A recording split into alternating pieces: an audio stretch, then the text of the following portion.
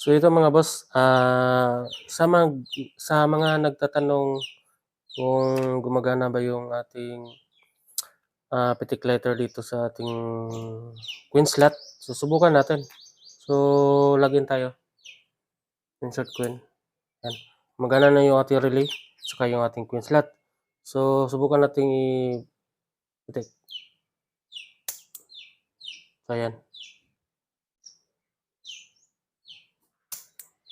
Yan, wala pong lumalabas, ayan. Hindi po gumagana yung ating pitik lighter. So ayan. Wala po siyang time na na-record. So